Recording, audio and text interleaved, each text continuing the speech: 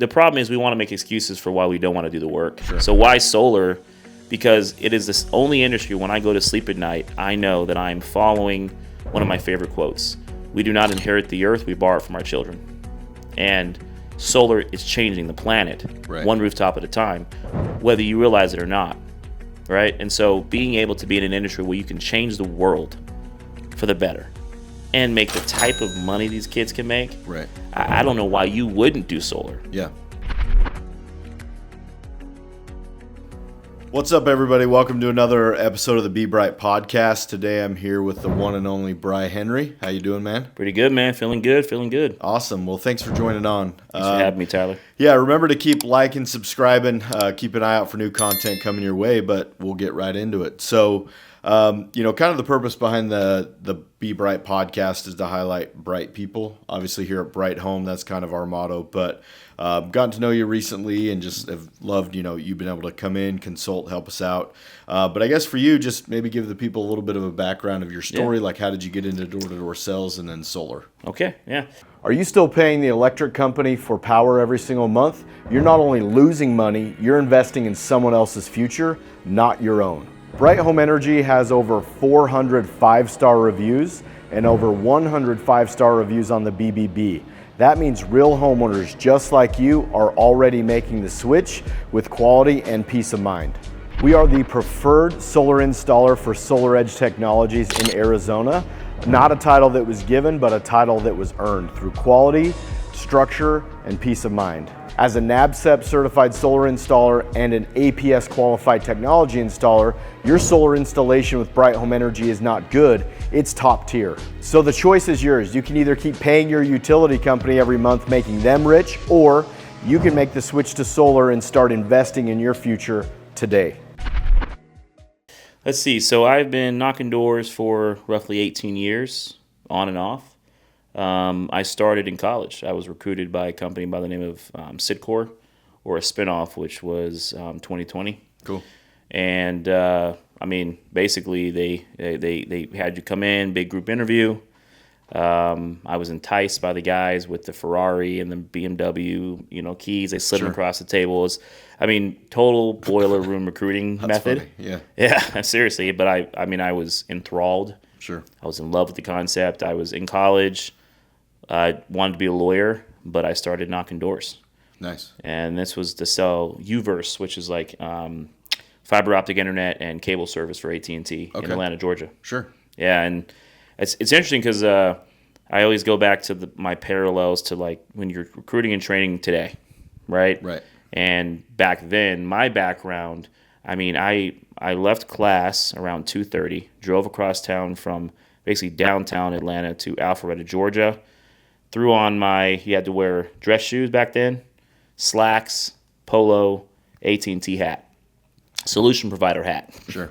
And I would be on the doors by 3:30 every day. I'd knock till dark because that's what I was told to do. Right. I was just too dumb to know any better.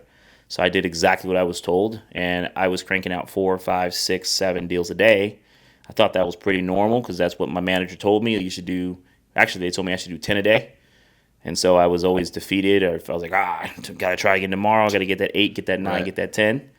And then my manager would actually meet up with me for like dinner once or twice a week. It was a woman. Her name was Angela Polito. Incredible trainer. She'd meet up with me, take me to lunch or dinner. Not lunch, but dinner. And that was my intro to door. And what was interesting was it was actually AT&T. I think I was invited to like Miami to do like this, like a award ceremony. Sure. And I wasn't gonna go. I actually had finals or something. I was like, I can't make it. So they bought me a first class flight. I was like, all right, I guess I'll go. Right. I get to this room. It's like this beautiful room at the Fontainebleau in Miami, and I was just like, okay, this is dope, right? Yeah. And I won award after award after award. It was then when I realized that I was like kind of setting the pace. Okay, yeah. And the lesson to the story is like if you start in direct sales and you're new, you really have to sort of put blinders on for a while. Just run. Because by the time you realize that you're so far ahead of everyone else that, you start winning awards, it'll be kind of second nature to work that hard. Yeah. I was working 6 days a week. I was working, full days till dark 30, 9:30 at night. And that was just normal for me because I was told to do so. Nowadays, it's hard to get a guy to knock for, 2 hours before they get discouraged or get on their phone or Pokemon Go, whatever. Got to catch them all.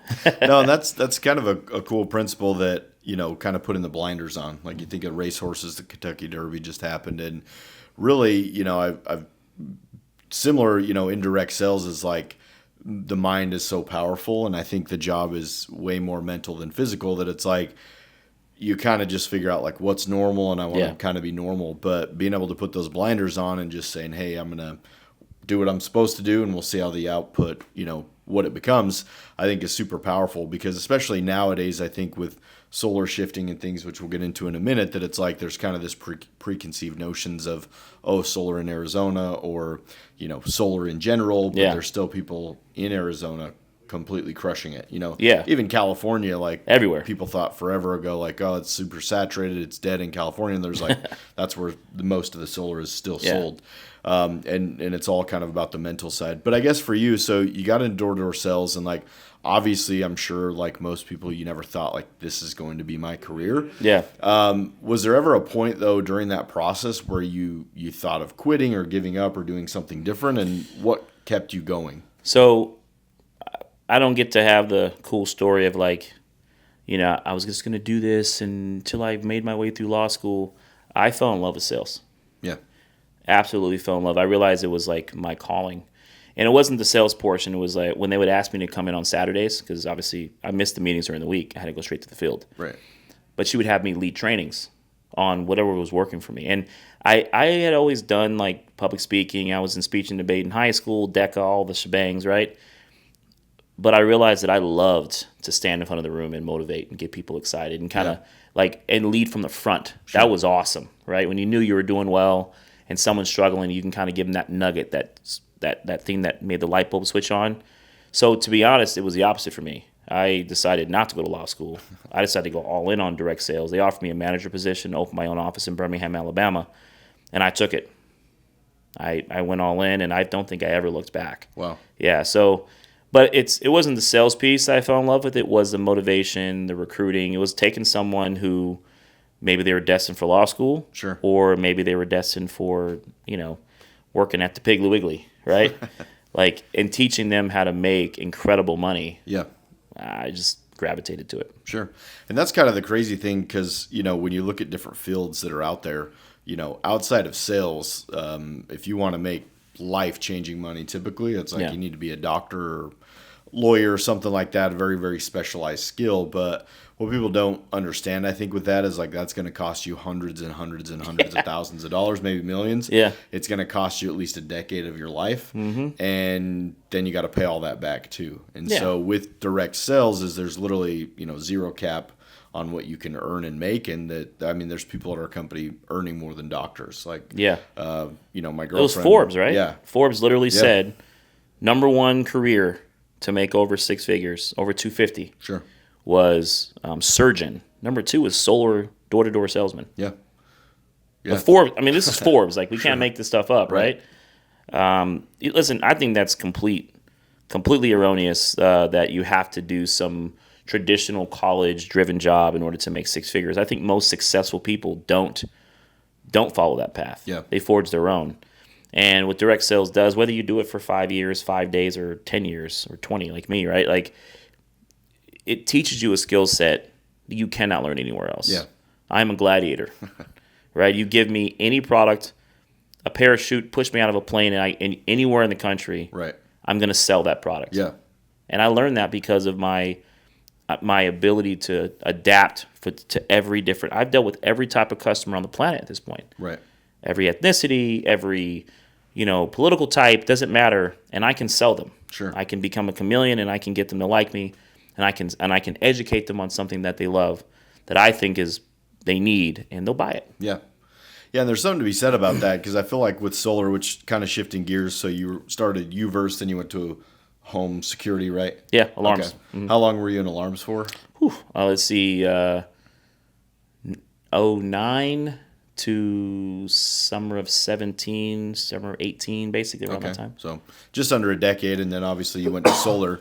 And I feel like there's something interesting, with somebody like yourself, me, been doing this 15 plus years, seem a little bit more adaptable, having been through like selling different products. Yeah. Like for the people that come through our doors, a lot of them, solar's their first time selling anything. Yeah. And then they can be really good and successful at this, but sometimes they're almost just like in this one lane of I sell solar, which is like, well, yeah, that's the product. Yeah. But the name of the game is sales, it's psychology, Yeah. it's educating, it's convincing, it's like using all these skills that like, but we all use sales every single day, whether you're trying Yeah. to sell your kids on something to do or not to do, significant other on where to eat, dating, marriage. I mean, every day we're negotiating and selling. And that's what I love about this is this job gives you the skills that will help you be successful in life, not just in your work, but also in your personal life. And then it gives you the income opportunity to whatever you're willing to put into it, you can get out of it. But I'm interested to know a little bit about like why solar and why still solar? We'll start with why solar. I was selling alarms. I was at the peak of my career. I had a partner. Both of us were working with Vivint at the time. And I was making $250,000 a year. I thought I had arrived. I had a nice group of sales guys that had followed me everywhere. They made great money. They made, 100, 110,000, right? And so, like you get to a point where, if you can crank out 200 accounts a year like I could. Yeah. And you can have a team that does 1,500 plus a year like I could. You make some good money. Yeah. Right? But then I meet a guy in Atlanta named Lee Barber with a $40,000 check selling solar who had worked underneath me and my partner at Vivint as like a rep. Sure. And I'm like, if he can do $40,000, I can double that. And this was in a week, right? And not a back end check, which for alarms, $40,000 for a regional manager background, 100,000. That's pretty normal. But we're talking in 1 week. And so we took our same work ethic of 6 days a week, and we worked from 9:30 in the morning till dark 30 every day. We did that year round because we were year round in Vegas. And our first 13 months, we both cracked $1.2 million. Wow. You cannot do that in any other industry besides solar. Right. Period. Yeah. Like, you just can't. 237 installs our first year. No setters. Because we were our setters. We knocked and closed our own deals. Sure. We were partners, went out there and did our thing. And, people say, oh, it was easier back then. No, it wasn't. Oh, but you probably had the best red line. No, I didn't. Right? Like, Right. It just, the problem is we want to make excuses for why we don't want to do the work. Sure. So why solar? Because it is this only industry when I go to sleep at night, I know that I'm following one of my favorite quotes. We do not inherit the earth, we borrow it from our children. And solar is changing the planet, one rooftop at a time, whether you realize it or not. Right? And so being able to be in an industry where you can change the world for the better and make the type of money these kids can make, Right. I don't know why you wouldn't do solar. Yeah. Just doesn't make sense to me. Yeah.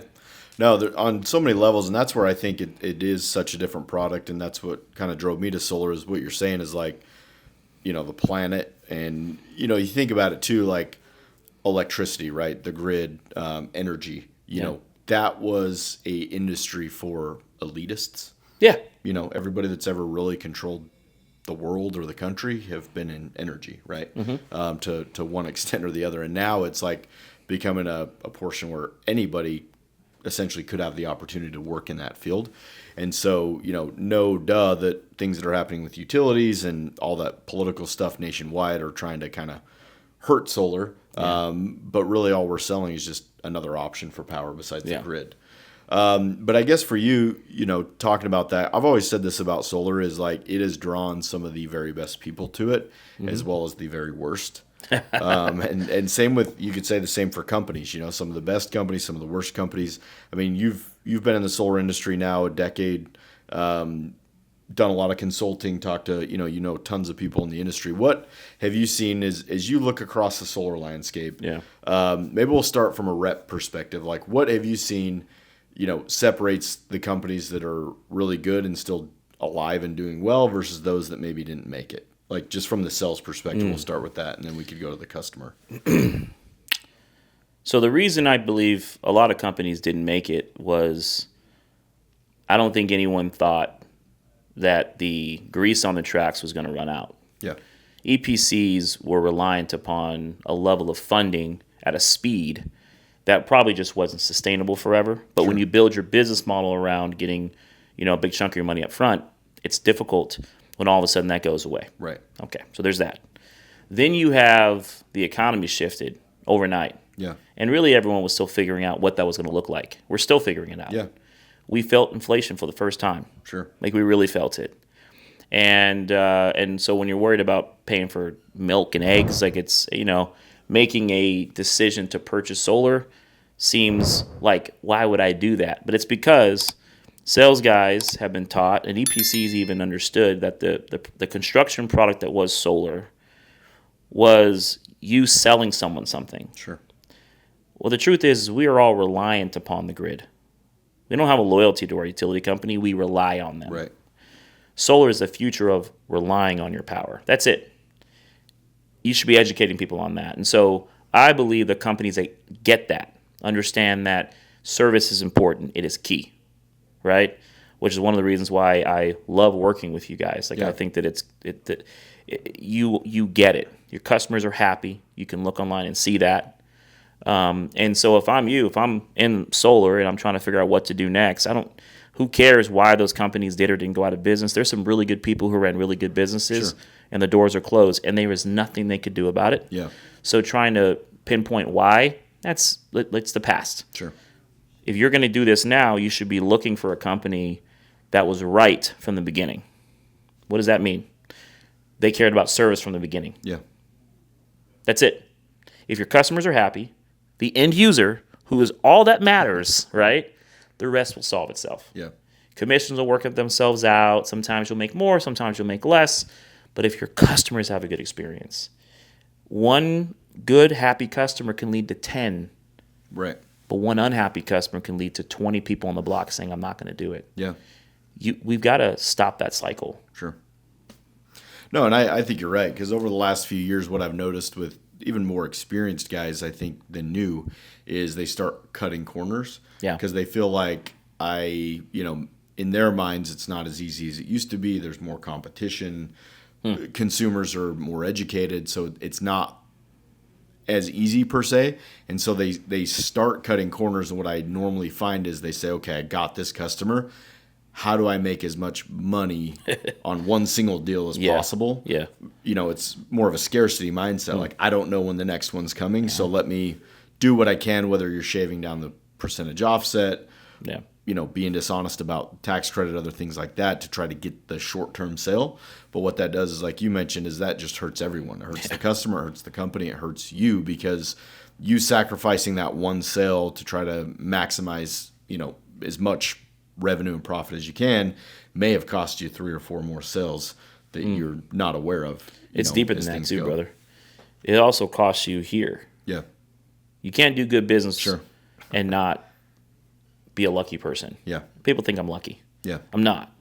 I constantly try to put positive energy into the universe. I'm constantly helping people, not knowing if I'll ever see a return, right? It's just how I was raised. So I look lucky. Yeah. Not. Right? Like, you have to make the right decisions even when the right decisions seem like the hard decision. That's all. And so, I mean, listen, like, it doesn't mean if you've made some mistakes in the past, just stop today, make the conscious decision and seek help. That's a big problem with being in sales. We don't ask for help enough. We don't say, listen, I want to be an expert. How do I become one? Go find an expert. I'm never the smartest in the room I'm in, right? And the moment I'm in the wrong room. Yeah. I'm not sure who said that, but that's a fact. No, that's awesome. And obviously, we've gotten to know each other over the last little bit, but I am curious. I don't know hardly anything about your upbringing. I think it's kind of interesting to see kind of where people came from. As you look back kind of growing up, any formidable experiences that kind of stand out that you feel like helped shape who you were, or lessons that you learned that really kind of like helped you?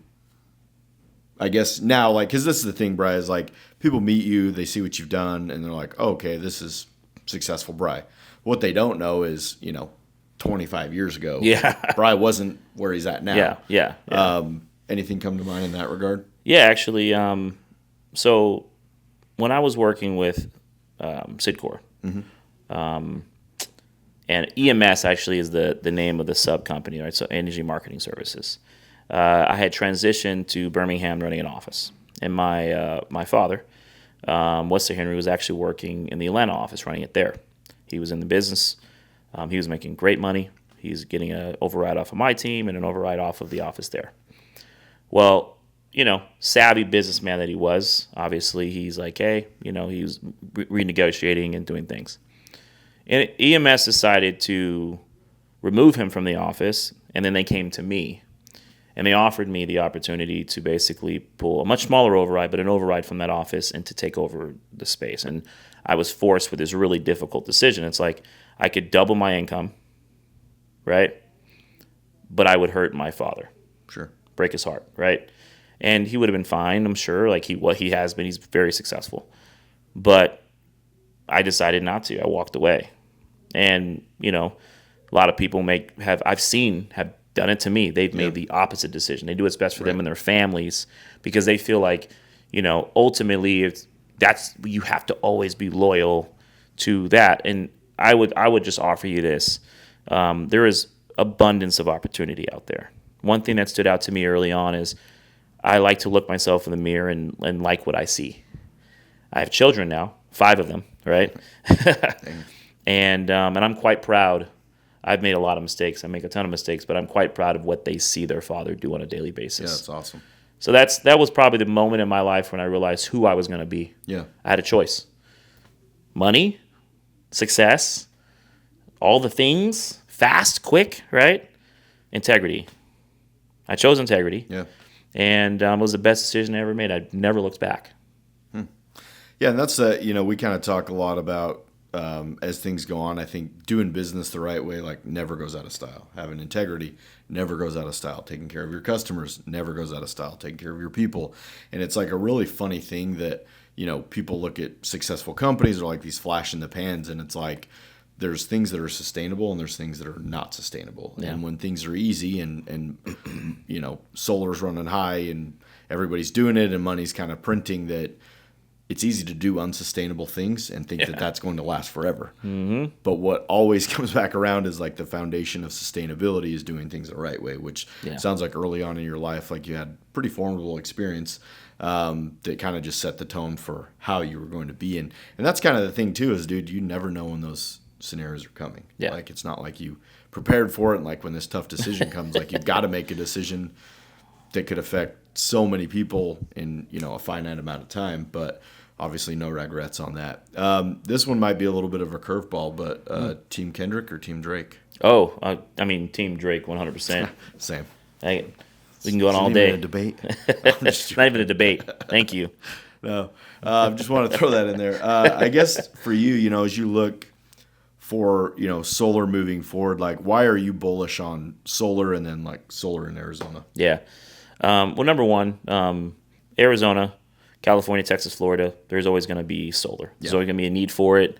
I don't understand the saturation thing. I think that's hilarious. That'd be like assuming that all pool companies eventually should stop selling pools, and all roofing companies should eventually stop selling roofs. And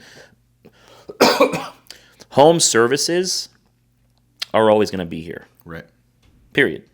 So, there is no such thing as saturation. There's just weakness, right? You're weak because you believe it's too hard to do this here, so you're seeking comfort elsewhere. Sure. Those who don't seek comfort, those who do the hard thing, they listen to the lizard brain, not the higher functioning. Higher functioning brain is always going to tell you to chase simplicity, chase ease, chase comfort. Your lizard brain is the part of you that the visceral part of human nature that tells you to do the hard thing, because once you get to the other side of the hard thing, that's where the true blessings lie. Right. So, I believe Arizona, that's where my children are, it's where my wife is my family, my home. And so I'm going to sell solar in Arizona, right? Period. Because whether it gets hard or not. Yeah. you know? No, and I think getting creative with it, because a few things you said, stood out. I never thought about it, like pool companies, roofing companies, like, that's the thing is solar is such a new industry that I think it's been really crazy to see what has transpired, because like I was telling somebody, it was one of my buddies, he hasn't been in solar ever, but he did alarms with me and he's now working in tech, and he's just kind of asking like, hey, yeah, I heard the last few years are kind of tough, and I was like, well, yeah, but no. And he's like, well, so many companies went out of business. I'm like, yeah, they did. And what's interesting is like, I think with solar, the things that happened is it's such a new industry that there was never like people couldn't get together and be like, oh, we remember when this happened 20 years ago. Here's how companies dealt with it. Like so many problems and solutions and everything is like it's on the fly. It's in real time. And we're experiencing things, one, we could have never prepared for, and two, that we've never dealt with. Like the Sonova thing is like, it's like, dude, we get all the way through like no more M1s from the lenders. And then, the economy changes, interest rates, dealer fees, tax credits. And then you kind of feel like, okay, it's starting to stabilize. Then it's like, oh, one of the largest lenders, if not the largest lender in that given time, just decides like, yeah, we're just not paying. You know what I mean? And it F's everyone, like everyone from the top down, like EPCs, sales reps, customers, more than that, manufacturers, like I have friends whose companies went under, like they can't pay their manufacturer back, all because this one company hasn't paid them. And so I think moving forward, like you said, and where our mind is at is like you have to be adaptable. Yeah. And I think we're really started to come around to that it's like you want to be not just survive long term, but thrive long term. Is there are some people kind of blazing the trail. Maybe we don't want to copy their exact model, but you want to take the things that are working and then adjust things that you think maybe aren't sustainable long term. But once again, we've centered our business on taking care of like our people and our customers. Like when we started this, almost a decade ago, we said our guiding principles are two things. Number one, take care of your people. I believe take care of your people, you train them right, you give them good culture, you teach them right things, and they like who they work for and they have confidence in that naturally. That's going to weed out the bad apples, and they're going to try to give good experiences to the customers because it's a reciprocal thing. And then second, take care of your customers. You take care of your customers, that's going to lead to more deals, that's going to lead to more opportunities and give, basically just more integrity to your company. That's how you're going to be around long term. And so maybe it's not like there's companies installing without permits. Like, okay, that helps the rep, but that doesn't help the customer, right? Yep. That a lot of things long term. So I doesn't help the rep either. Well, no, right. They think it does. Teaches them all bad habits. Right. Quick installs, quick money, but then it's just like, what's going to be the long term effect from that, and it's not good. And I guess for you, one thing I look at you is I haven't known you that long, but a few things that stand out is just like you're a leader, like you have that it factor. I guess for you, where do you feel like, people aren't necessarily born leaders. Like you might have some characteristics or personality traits from your upbringing, but like, was there kind of a point in time where you said like, wow, I'm a leader, and then here's like my leadership style? I guess if you had to like pinpoint your leadership style, like how would you describe it? Well, I follow two principles. I don't work for someone who needs my money more than I do, and I don't ever want to be that person as a leader. Right. And so the second principle is I lead from the front. And because of that, I am, in my opinion, a true leader. Sure. Because you'll never catch me. Like the day that I can't lead anymore, I'll do something else. Sure. Like, and by leading, I'm not just like, it doesn't mean you're in the field selling. Like there's people in the business who have to do other things. But if you're training people to sell, and the last time you've been in a home selling a deal was 2 years ago, I would argue that you're teaching archaic or outdated principles. Right. I would argue that you just get leaders lead. Right. I'm not a manager. I don't want to be a manager. I hate managing people, right? Leaders lead. They go and lead. And if the lights are about to get shut off, a leader gets their freaking clipboard or iPad and gets out there and keeps them on. Right. And so that's my principle is like just be the person I wish I could have worked for when I was being taken advantage of as a young high producer. Yeah. Right? Because I was a rabbit for many, many years. People chased me and I outproduce and things like that. And I just learned, man, when I'm in charge, I'm not going to be anything like that guy, right? And then the last thing I'll say is this. Everyone wants to be the boss. Right. I've been the boss, I've been the rep, I've been the janitor, I've been all the things in the middle. Truth is you make your most money when you're producing in sales. Yeah. You're the highest paid person in the room. Yep. And so, be careful what you wish for. That's all I say. Yeah. No, it's true. The solar CEO, brother, a lot of them right now are wishing they had just stayed producing. Yep. Amen to that. No. Yeah. And then obviously, I think another thing that's been awesome about you is like being able to create your own brand. Like it's one thing to be able to go work somewhere or work for some different companies, but you've taken that route of entrepreneurship, which is definitely not for the faint of heart. What does the name like Soulfinity mean to you? Soulfinity to me means forever energy, right? Like I believe that everything about renewable energy, storage, batteries, things like that will require continuous adaptation. Sure. Because our entire economy is reliant upon something that we have a finite amount of. Right. Like that's something, if you don't want to be in the selling of that finite source, right? And not only is it the selling of the finite source, God gave us a sun. Right. There's an unlimited amount of sun, right? So I'm selling the only non-perishable resource in a very distinctly perishable industry. I just think it's genius to be involved in clean energy. Yeah. And it's going to evolve. It's going to change. Commissions made, like all that stuff's going to shift. But they're always going to need someone to explain and educate. If you can be that person and you can be good at it, you'll make a lot of money. Yeah.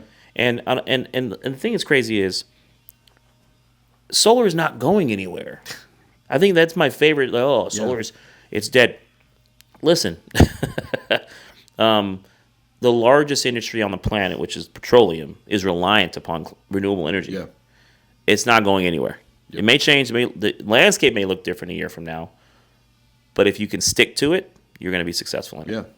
And I guess to kind of tail end on this, I mean, obviously you've been in the industry a long time, direct to home sales for almost 2 decades. It's different now than it was back then, some better, some worse.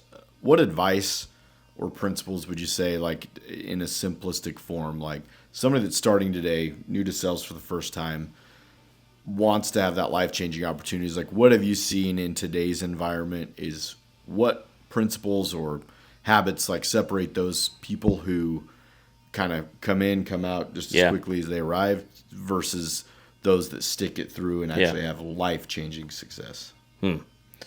I won't curse, but don't be a punk. Don't be a baby. You're going to use another word for that, but right? Like, come on. Everything is hard. Right. Being broke is hard. Yeah. Being successful is hard. Pick your hard, but don't be a baby. Like, solve problems for yourself. When things get hard, keep pushing through and live by the principle of just as long as you're not working for someone who needs your money more than you do. That's probably where I'd say, draw the line and look at your landscape and maybe look to adjust. Like the grass is green where you water it. Yeah. That's it. The grass is green where you water it. Solar, it doesn't matter which company you work for, what your red line is, all that kind of stuff. There's always going to be a shiny penny somewhere else. And there's going to be someone looking to recruit you because, they can offer you all this and that and the other. There's a cost to not being loyal to what's best for you, and sometimes what's best for you is to go through the hard stuff and stop quitting every time it gets hard and look for easy. That's what I would say. Just don't be a baby. Work hard, stay focused, stay committed, and if you're afraid to knock a door, go knock 1,000 until you're not afraid anymore. Yeah. Yeah. No, that's the thing. I think choosing your heart is definitely an interesting way of looking at it because being broke is really hard. Being rich or having to do something that most people couldn't or wouldn't want to do is very hard as well. Like solar, I've always looked at as the vehicle, and like I see a lot of reps kind of pull up and they're like, "We got this brand new car," which is the solar opportunity. But then they get in and they try to start the engine. It doesn't start because it's like, this vehicle needs fuel. Yeah. And what's the fuel? The fuel is you. Like the time, the effort, the skill, the will, everything that you're putting into this car. This amazing car can't drive anywhere unless you're putting in the right output. So you see other people have the same amazing car, but they're able to drive farther and go farther than you. What's the only difference is the time, the effort, the skill, the will that they've put into it. And that's just kind of, last thing is obviously, this opportunity has changed my life. It's changed your life. And so if you're looking for a career that can change your life and you want to be a part of a company that's going to be around long term, Brhy Home Energy is the place to be. Work with like-minded people. We want to work hard, do things the right way, but also enjoy what we do and who we do it with. So, Brhy, appreciate you getting on. We'll get you on again too down the road too, just to kind of sync back up to see what's the latest and greatest with you. But until then, continue to like and subscribe. Also, you can follow Brhy on social media. It's at Solar Guy Brhy. At Solar Guy Brhy. Give him a follow. Give us a follow. We'll see you on the next episode of the Be Bright podcast.